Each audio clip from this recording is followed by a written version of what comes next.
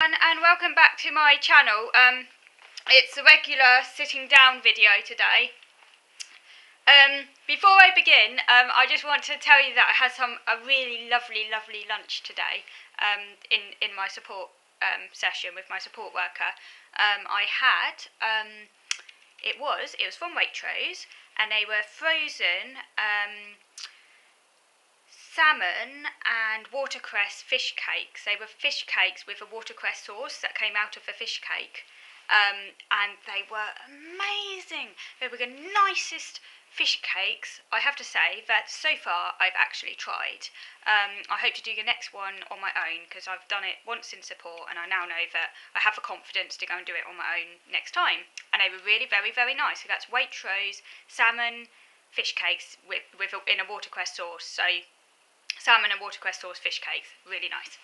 Anyhow, now I'm going to get on to my video. Now today, I'm going to be talking about a book that I recently read, the book is called Carpe Diem Regained, The Vanishing Art of Seizing the Day, and it's by Roman Kisnarek. I hope I'm pronouncing his name correctly. Roman Kisnarek. I have actually written a blog article on this, where I went into it in quite some depth, my views on it and things. So do go and check out my blog if you would like to have a longer, more detailed synopsis of my thoughts on this book. I'm going to place the link to my blog below. So this video then is just meant to just highlight some of the things I didn't really cover in the blog, I'm just gonna point out the parts of the book that most resonated with me, really. So Carpe Diem was actually coined by the Roman poet. It's a Latin phrase. It was coined by the Roman poet Horace over 2,000 years ago. And what it means is it's kind of like a rallying cry, really. I mean, it literally means seize the day, although there are varying interpretations. Some people put emphasis more on plucking the day or harvesting the day, as opposed to the more aggressive seize the day. So there are differences in interpretation, which will sort of change maybe how you approach this Carpe Diem. But I think most interpretations use this. Most people interpret it as seize the day, and that's how it's kind of been passed down over the centuries, really, mainly. So the idea is that we should make the most of our brief earthly existence. You know, our lives on this earth are finite. As you know, we're all going to die. We're not here forever. And it can be quite good sometimes to meditate on that. What does that really mean? You know, we're not going to be here forever. We're going to die. We all know that, of course we do. But do we ever really think deeply on a sort of philosophical level about what that actually means for what we do, how we find happiness, how we live out our days, what's important in life, what are our priorities? Now obviously some balance is needed. Seizing a day might be too overwhelming to keep up all the time.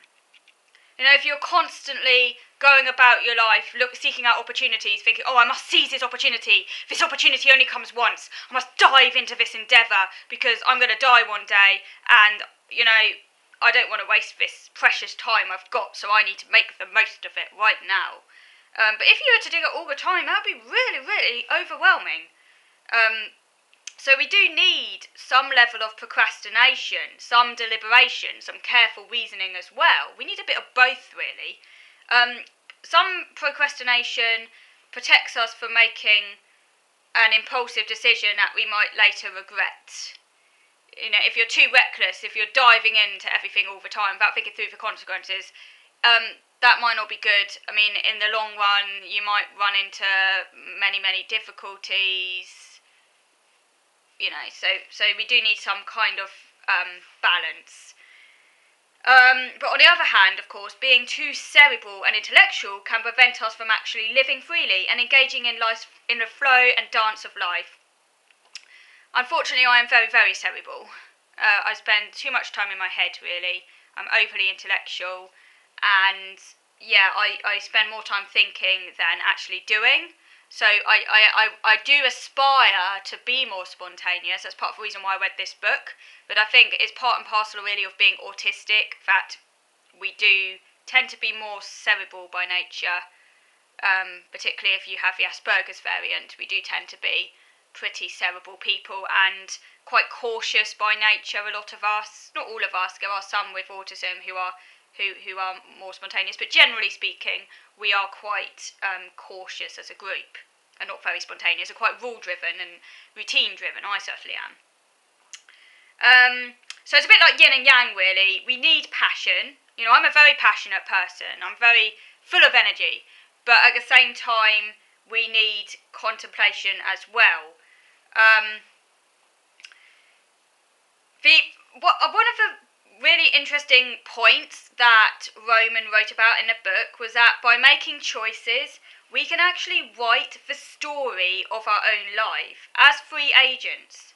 And this gives us a sense of purpose and meaning, as we are all creators. Every single one of us is a creator, because we are the authors of our own lives. By the choices that we make, decisions that we make, we can guide ourselves. We can choose which direction we take.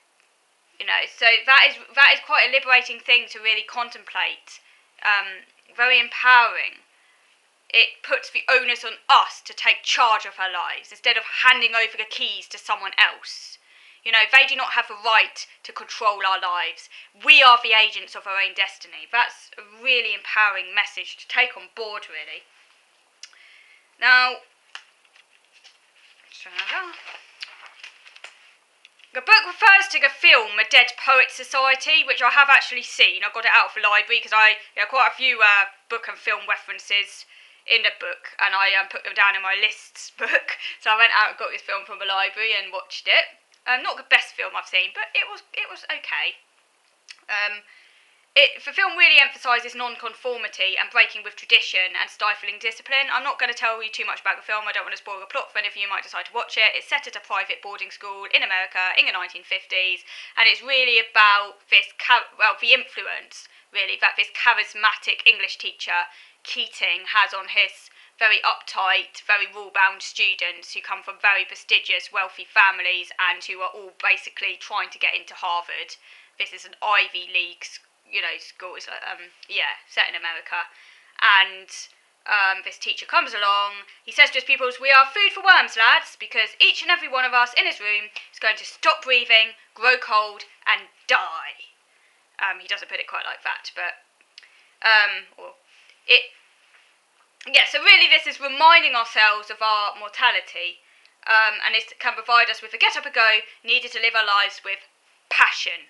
So this English teacher really stirs up his very disciplinarian students and gets them really engaged with the ebb and flow of life, you know, the dance of life, the rhythm of life, to really, as Thoreau said, great American philosopher, I can't remember the exact quote now, said to suck the marrow out of life, something like that, to really suck it out, really take everything out from life. So go and check out that film if you're interested in watching films about non-conformity, people going against the grain. Another thing that I really liked in the book was that he refers to the Venerable Bede. Now, the Venerable Bede was an Anglo-Saxon scholar, and he wrote, he wrote a lot of poetry and literature, and it's really lovely metaphor. Who says autistic people don't like metaphors? I find metaphors hard to understand sometimes, but when they're explained, I think they can be really beautiful. So this, if you think then that we are like sparrows, really, and we just have a few moments to spread our wings in the warmth and light before we fly out of the hall into the darkness. So lovely. Just ponder that image. You fly into this warm, brightly lit hall. You come out from the dark. Thrust into existence. We're thrust into this, into the light, and then we exit and we go out into the void, into nothingness. It reminds me actually of Shakespeare. Out, out, brief candle, life's but a walking shadow, a poor player that struts and frets his hour upon the stage, and is heard no more. It is a tale told by an idiot, full of sound and fury, signifying nothing. I mean, that might sound to you pretty gloomy, but I also think it's very liberating. Signifying nothing. So maybe, it's time for us to actually be a little bit less serious about our existence. A lot of people go around their lives, very uptight, self-righteous, moralising, oh, we mustn't do this is not how it's done. This is tradition, dear. But, we're all fucking going to die. We come into this world, we're thrust out of the dark, we come into the light, we go out again. And it signifies nothing. A tale told by an idiot. So maybe we can be less serious and a bit more playful and frivolous with our lives. Because, none of it really matters to the void. The universe out there is indifferent. So I thought, I like that idea, really. I mean, do go and check out my blog where I write more about the ethics about this. I'm not going to go into that now because obviously there are ethical considerations to be had. Roman Krusnarek, he does mention these ethical considerations that some people might interpret Carpe Diem to be a kind of a call to just instant gratification. You think people may be going and going out in their four-wheel drives, polluting cars or whatever, and thinking, oh, we only live once, I'm just going to pollute as much as I like, travel as much as I like, with no regard for future generations. So there are these ethical concerns as well. We have to balance our own desires and pleasures and what have you with future generations who are going to inherit the earth, because we're here really, in a sense, we are tenants of the earth. The earth doesn't. We've got to take into account future generations and how our actions are going to influence the lives of future generations. That's really very important as well, to take a long-term view, not just a short-term view. But as I say, do check out my blog because I write about it there. Now, he refers to the risk scholar John Adams, who says that taking risks is what makes us human, and that we all have an inbuilt need for excitement. I mean, even us autistics, we have a need for excitement. That's a human need. I have a need for excitement, for stimulation. I will get bored stiff if my life didn't have some degree of stimulation in it. I need to find things out. I want to discover. I want to learn. I do want to try new things. I'm quite experimental, but it also causes a lot of anxiety. So there's this constant conflict there. And as I say, I think autistics by nature, we do tend to be quite cautious, cerebral people. So we do tend to think more than do. But that doesn't mean that we don't want some element of excitement in our lives. It just means that can make us more very, very anxious. And it's about trying to overcome that anxiety, really, even though it can be very, very difficult for us and we can't do it all, or it would be really, really overwhelming.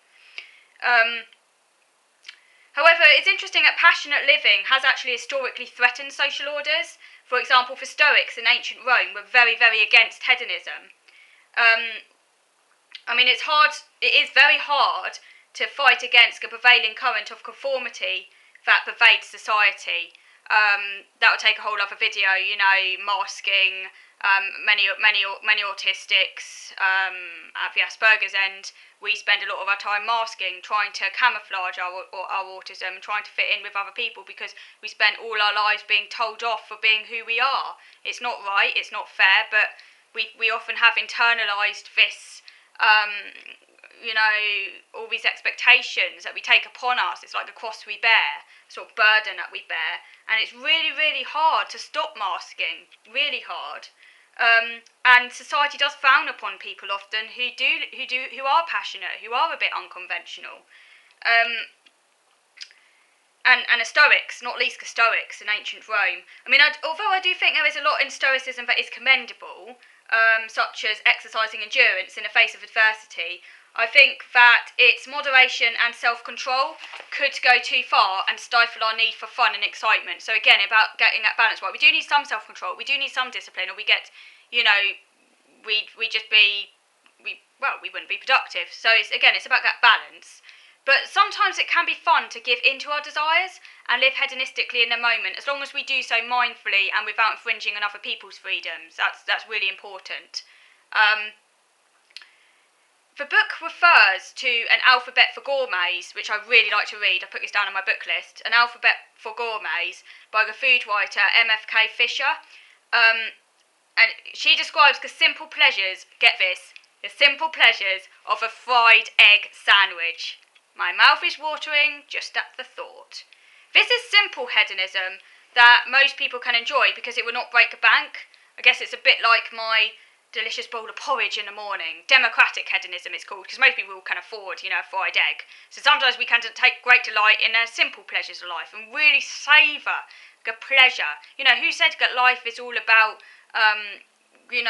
work and labour? Life, we're here for such a short period of time. We need to enjoy our existence as well. Okay, I'm going to stop there, moving on to part 2.